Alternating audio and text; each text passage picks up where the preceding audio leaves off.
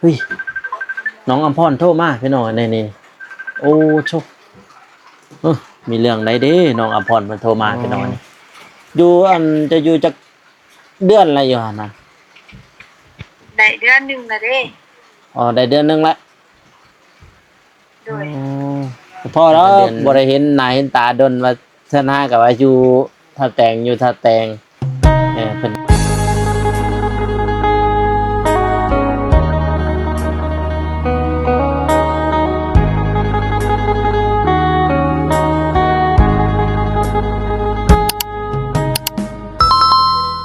บ่เมื่อพูดมันจะนอนน้ำพระอุ่นเด้อแม่จะไปมัดกะเพราก่อนเจ้าเด้อกินอ่ะเอาพี่น้องกันเนาะเปิดภาพมาตอนแรงเด้อพ่อแม่พี่น้องเนาะอ่าหนึ่งแรงแล้วพี่น้องเอ้ยมาบัดนี้พี่น้องเนาะ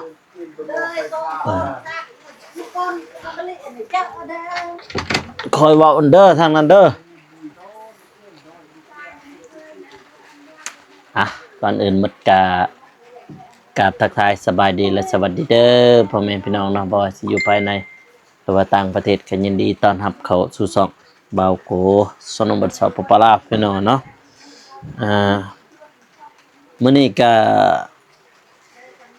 วันที่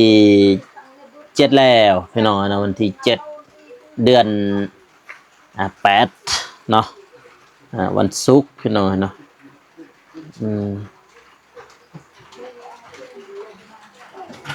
บ่าวโกเตรียมบ่าวโกเกียมเพราะว่าทำบิดว่านัดว่าสิขึ้นเมื่อสวรรณเขตพี่น้องเนาะบางทีสิเลื่อนไปอีกพี่น้องเนาะเลื่อนไปประมาณน่าจะเป็นที่9ที่10ประมาณนั้นพี่น้องเนาะ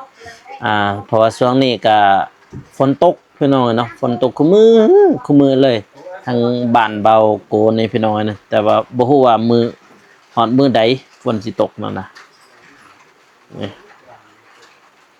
อากาศก็มื้อนี้ก็20องศาต่ำสุด19องศาเนาะพี่น้องเนาะทางบ้านเบาโกทางบ้าน FC เด้เนาะอันฝนตกคือกันบ่เนาะทางบ้านน่ะ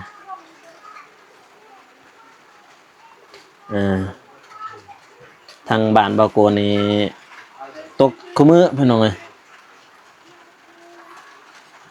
ตั้งแต่พุ่นแหละวันที่ฝนตกตลอดพี่น้องทางบ้านเบาโกนมื้อนี้ก็มาถ่ายคลิปให้พ่อแม่พี่น้องเพิ่นเบิ่งเนาะนั่นก็คือหลายคนนะพี่น้องเราเพิ่นก็ว่ามี FC หลายๆแต่ว่าคนในอันนี้นี่เพิ่นก็อยากสนใจเรื่องเฮ็ด YouTube เรื่องหยังพี่น้องเพิ่นก็โทรมาเพิ่นก็แชทมาพี่น้องเนาะหลายพี่น้องเนาะวันนี้วันที่7แต่เราโกก็บ่ได้ไปไสพี่น้องเนาะทางสร้างเพิ่นมามือจักมือใดกันแท้พี่น้องเนาะตึงสิให้สร้างเพิ่นมาเฮ็ดเรือนก่อนเนาะพี่น้องเนาะมาเฮ็ดเรือนแล้วก็จึงสิขึ้นไปสวรรณเขตเด้อพี่น้องเด้อก็คือนัดสร้างเพิ่นเนาะแล้วนัดสร้างก็จึงสิให้เพิ่นสร้างมาเฮ็ดแล้วก็สิอัปเดตให้พ่อแม่พี่น้องเพิ่นได้เบิ่งเฮ้ยน้องอำพรโทรมาพี่น้องนี่โอ้โชมีเรื่องใดเด้น้องอำพรเพิ่นโทรมาพี่น้องนี่ฮัลโหลโดยบาโชพี่น้องเอ้ยจงบ่จื้องามเนาะเดือนนี้คือเก้าหันเลยสบายดีกล้องแน่สบายดีเด้อบาโชพี่น้องเอ้ยบ่เห็นอันลายมืองามเนาะเดือนนี้ เฮ็ดเวียกอยู่ไสเดี๋ยวนี้ เฮ็ดอยู่ท่าแตง เฮ็ดอยู่ท่าแตง โดย อ๋อเจ้าเฮ็ดเวียกอีหยังอยู่ท่าแตงนะ เป็นแม่บ้าน เป็นแม่บ้าน โดย อ๋อเจ้าพี่น้องเอ้ยเอ่อ อยากเปิดห้อง อนามัยห้องหันบ่ โดยอนามัยห้อง อ๋อเจ้าพี่น้องเอ้ยพรประเทศเวียกอยู่ท่าแตงก็ให้เป็นเดือนบ่เลยว่าเดี๋ยวได้ขาย เป็นเดือน อ๋อเดือนเท่าไรขายหั่น เดือน3 ล้าน เดือน3 ล้านอ๋อ ด้วย 3 ล้านก็ประมาณ5,000ประมาณ5,000 บาทพี่น้องต่อเดือนได้เมื่อบ้านอยู่บ่บ่ได้เมื่อเลย ในเมื่อ หวยบ่แม่นเขาลัก อันฮูดเบิดเลยว่าจักกาแฟปานนี้นี่ ยังมาทันสู้คันตี้เรียกยังมาทันสู้ เฮาบ่สุกก็เขาลักหมากดิบก็ได้เด้ ภาษีเฮ็ดยังหมักดิบ เอาก็มีเด้เขาได้หมากดิบหั่นก็คือเขาเก็บหมากดิบไปก่อนแล้วก็เอาเงินหมากแดงเป็นน้ำลังเขาหลายได้เท่านี้ก็ลักแบบนั้น แม่นจะบอก แม่นแล้วบ่ได้เมื่อบ้านเลยบ่ช่วงนี้ บ่ได้เมื่อ อ๋อเจ้าอันตอนนี้ฝนตกบ่อยู่ท่าแตงนะ ฝนตกทางนั้นเด้ อ้ายทางนี้ก็ตั้งแต่เช้าพุ่นแหละฝนลิ้นตลอดฝนตกตลอด อยู่ดีก็ตกไปกัน อืมกินข้าวกินน้ำแล้วบ่ อีกแล้ว อ๋อได้ยังกิน ไอ้ หางก็กินแล้วเมื่อกี้นี่ได้ยังกินน่ะ ทอดไข่ ทอดไข่ ด้วย ทอดไข่อา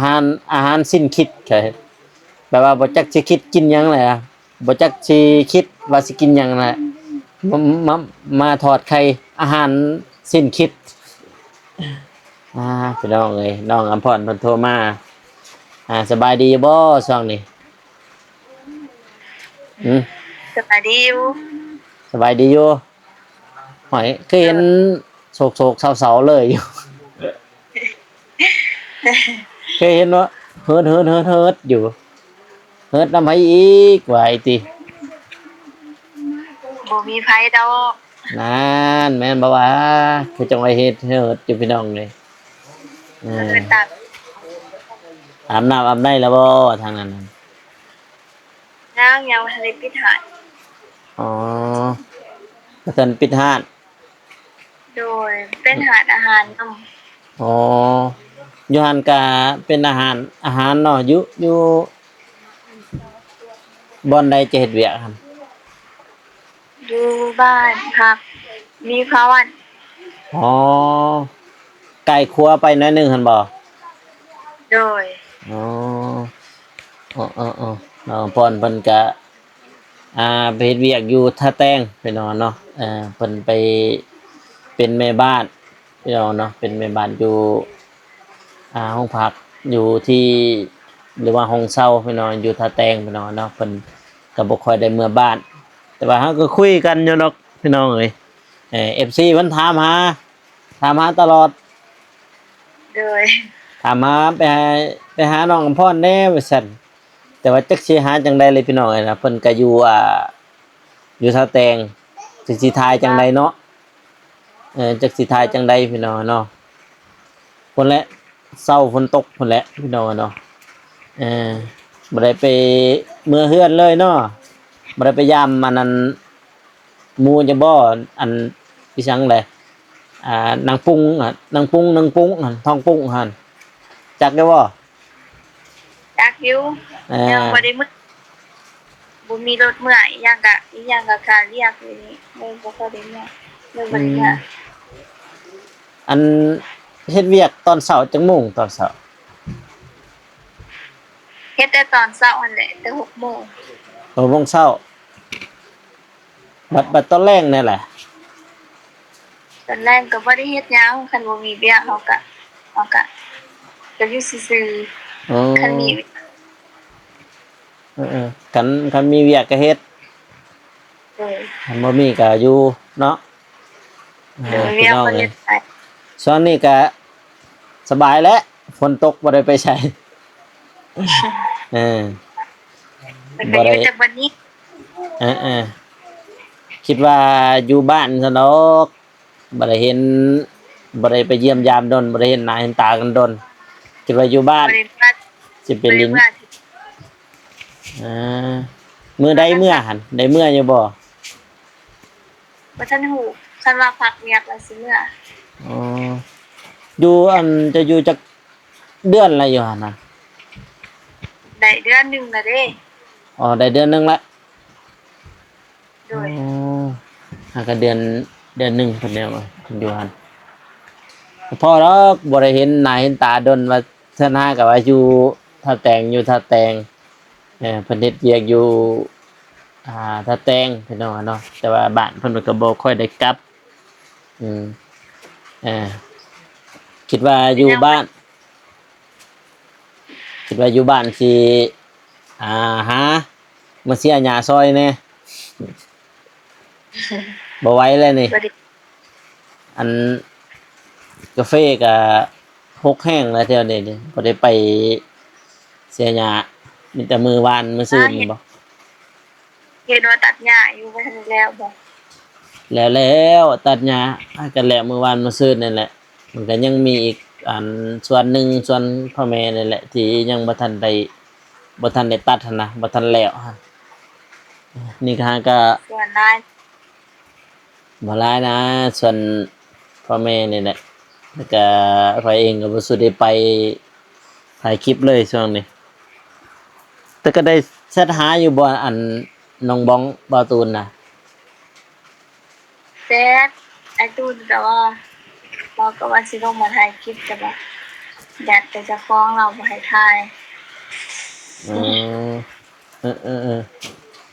แล้วหมอก็ถ้ามื้อใดว่างก็เมื่อยามอันนั้นน้องบ้องน้องเอียงหั่นแล้วก็ไปถ่ายคลิปกันอยู่หานเป็นหนังทำข่าวแล้วพี่น้องเอ้ยบ่ได้เห็นหน้าเห็นดน อืม แต่ว่า ถ้าว่าได้พักเวียกก็สิเมื่อบ้านไม่ได้อยู่บ้าน พักวันใดพักมีวันพักอยู่บ่ บ่มี บ่มีเลย พอ อ๋ออันเฮ็ดเวียกจักคนน่ะอยู่จักคนฮะเป็นแม่บ้านน่ะ ผู้เดียว ผู้เดียวจ้ะฮะอ๋อผู้เดียวน้องอภรเพิ่นเฮ็ดเวียกอยู่โรงแรมโรงแรมซะแรมวิภาวันนะเออเพราะว่า FC เพิ่นก็ถามหาหลายว่าน้องอภรไปไสคือบ่เห็นครับว่าบ่ได้ไปเยี่ยมไปยาม คือน้องอภรเพิ่นก็ค่างานไปนอนนะเพิ่นจะเฮ็ดเวียกอยู่ท่าแตงนั่นแหละแต่ว่าเฮาก็ไปอยู่ท่าแตงแต่ว่าบ่ได้ค่อยไปแวะพี่น้องไปเยี่ยมไปยามมันอืมแต่ละมื้อก็เฮ็ด6 โมงเช้าบ่ แม่นแต่6 โมงเช้า อืมแต่กินนอนก็อยู่หันเลยบ่ โดยกินนอนอยู่นี่เลย อืมเออเพิ่นกินแล้วก็นอนอยู่หัน3 คาบบ่ก็จะก็เลี้ยงเขาแม่นบ่ แม่น อืม3 คะพี่น้องเลยเนาะคิดว่าน้องอยู่บ้าน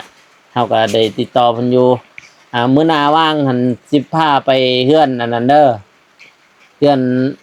เบาจันทร์เพิ่นหั่นจักบ่เบาจันทร์จักอยู่บ่เบาสิพาไปเฮือนเบาจันทร์หั่นเพราะว่าไปหาอาจารย์เพิ่นนั่นอาจารย์นครอืม FC โอ้ย FC เพิ่นก็คอมเมนต์มาหลายอยู่อันไปหาน้องอำพรแหน่แล้วก็ไปบ้านเบาจันทร์พุ่นน่ะไปห้องเพลงจำเนื้อห้องได้อยู่บ่ฮะ ยัง ยังจำได้อยู่บ่เนื้อห้องเพลงอัน อีหยังแหละเนื้อมันน่ะเนื้อเพลงกันจำได้อยู่บ่ บ่บ่ได้ซื้อฟังนะ บ่ได้สู้ฟังว่าข่อยนี่ฟังตลอดได้เพลงตัวนั้นเพลงน้องอภรณ์พอมักที่สวนกาแฟตอนนี้ก็สิเข้าแสนแล้วติตอนนี้นี่มันเข้าแสนแล้วว่าเบิ่งเดี๋ยวเบิ่งก่อน หอดแซนน่ะเด้ ฮอดแสนแล้วบ่ฮอดแสนวิวแล้วเดี๋ยวเบิ่งพี่น้องนะเห็นแต่ฟังอันเพลงเบาเมฆคือกันก็ฟังคือกัน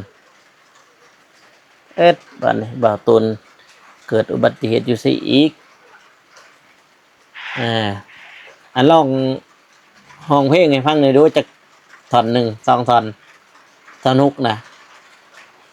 บ่เป็นบ่จื้อแล้ว ได้สมาวานเนี่ยนั่นแนวบาทนี่พี่น้องเลย บ่เป็นแอะบ่เคยร้องนะ เอา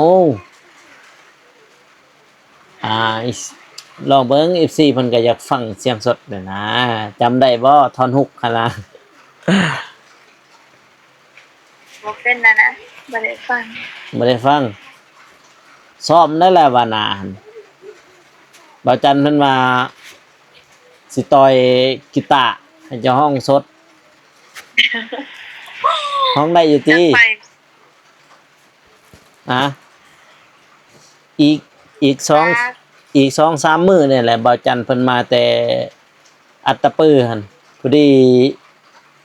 อ่าไปบ้านเพิ่นเลยไปเยี่ยมยามเพิ่น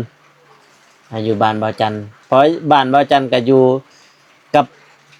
ท่าแตงนั่นแหละพี่น้องเนาะใช้น้องอภรณ์เพิ่นไปห้องเพลงซ้อมไว้เด้อ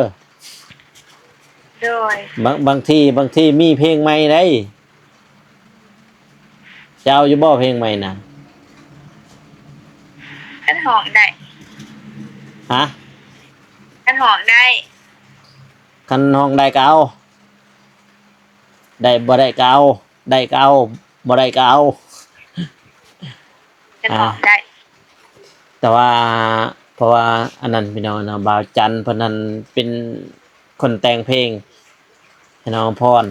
พี่น้องเนาะบ่าวจันทร์แล้วก็ง่ายๆคือบ่าวจันทร์นั้นเป็นนักร้องนักศิลปินพี่น้องแต่ว่าน้องอภรณ์เพิ่นก็อยากเป็นนักร้องอยู่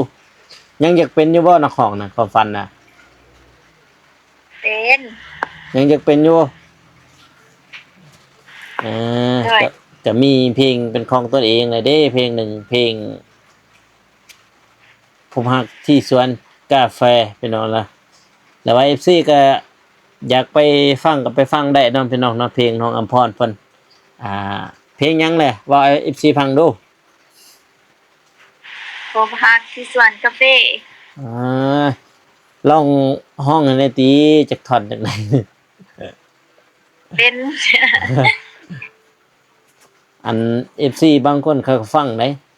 เขาฟัง กันบ่ฟังกันบ่ฟังก่อนเนี่ยสิห้องบ่เป็น อืมแบบบ่จือเนื้อบ่เนื้อเพลงนะ โดย อ๋อมื้อหน้าห้องให้ได้เนาะมื้อหน้าเนาะโอเคบ่ โดย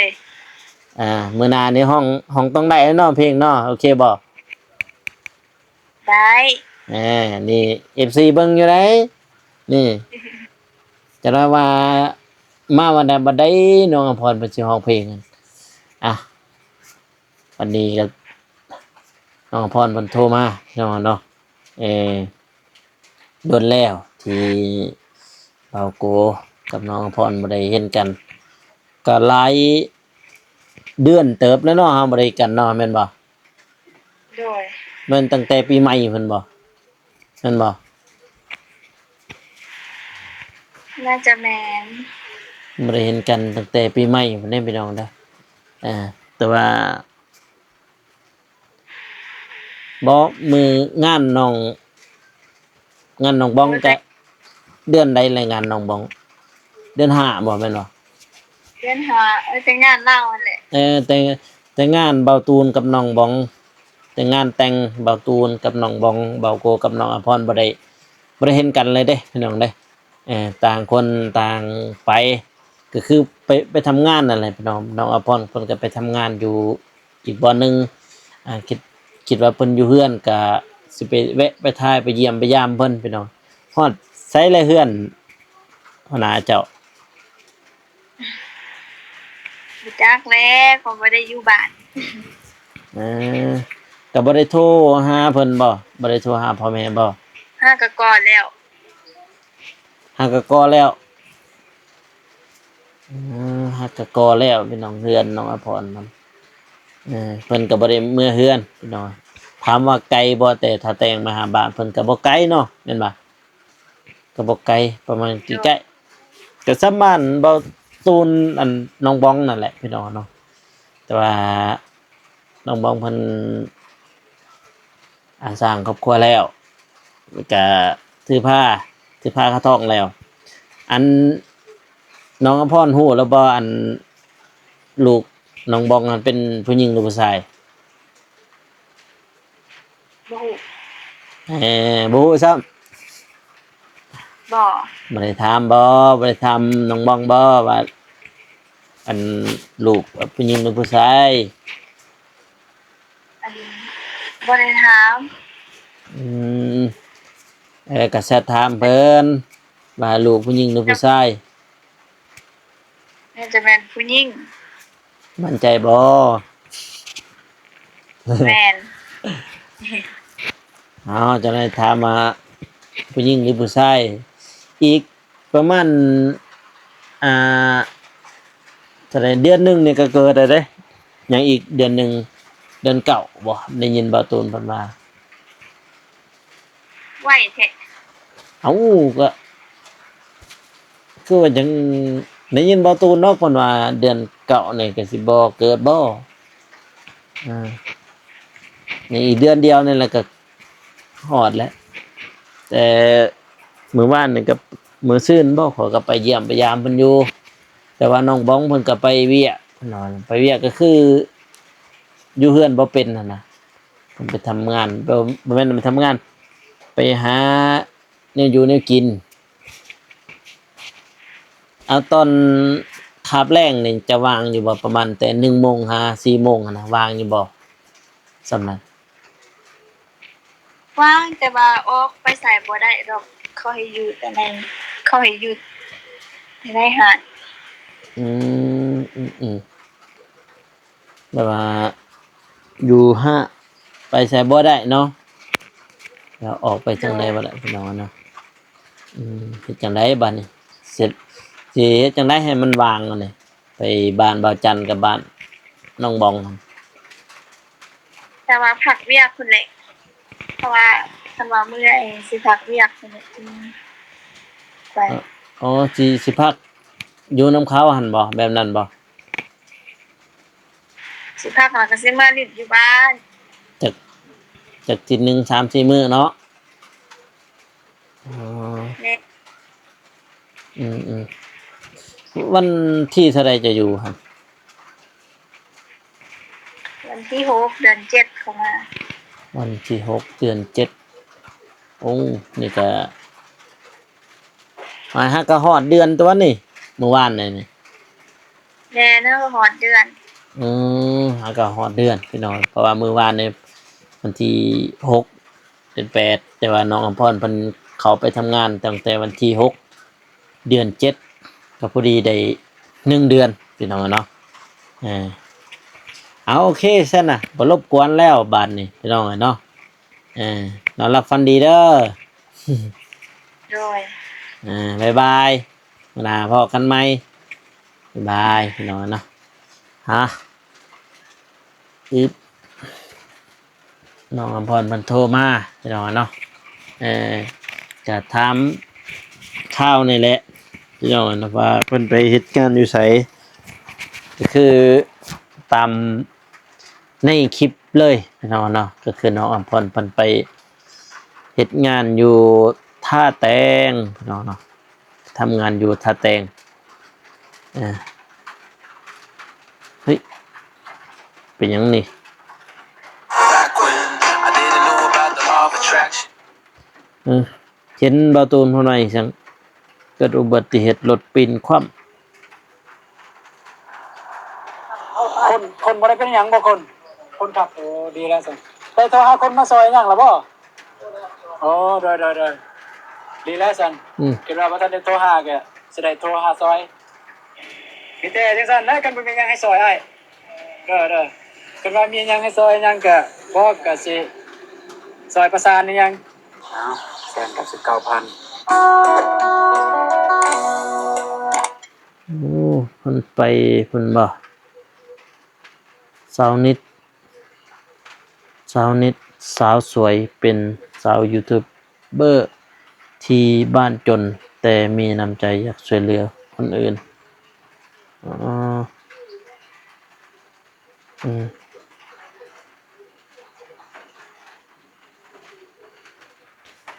ทางบ้าน FC ฝนตกบ่เนาะทางนั้นก็คอมเมนต์มาในเด้อพี่น้องเด้อให้ฮู้ให้หยังหั่นน่ะพี่น้องเนาะเพราะว่าทางบ้านเบาโกในช่วงนี้นี่ฝนตกตลอดพี่น้องกะ FC เพิ่นก็น่าจะเห็นแล้วเนาะพี่น้องเนาะที่น้องพรเพิ่นโทรหาแล้วก็ FC เพิ่นก็แซดถามคือกันว่าไปหาน้องอำพรแน่พี่น้องน่ะก็คือน้องอำพรไปทำงานอยู่ท่าแตงเฮาก็บ่จักสิไปหาเพราะว่าเพิ่นเฮาไปหาเพิ่นทางก็สิถ่ายคลิปถ่ายหยังมันก็บ่ได้นะพี่น้องเนาะมันเป็นสิทธิ์ของเจ้าของห้างแน่แล้วก็เป็นสิทธิ์ของเขาพี่น้องเนาะวันนี้ทางบอกโกเองก็อวยพรให้ผู้ใหญ่ทุกท่านเนาะจงมีแต่ความสุขความเจริญปรารถนาสิ่งใดก็ขอให้ได้สิ่งนั้นให้ได้ดังสมปรารถนาไปใส่มาใส่ไปหอดจอดให้ถึงให้มีแต่คนรักคนหอมท่านี้บอกโกขอตัวลาไปก่อนเด้อพ่อแม่พี่น้องเนาะสำหรับคลิปนี้ขอกล่าวว่าสบายดีพี่น้องแล้วเจอกันอีพีหน้าเด้อพี่น้องเด้อบ๊ายบาย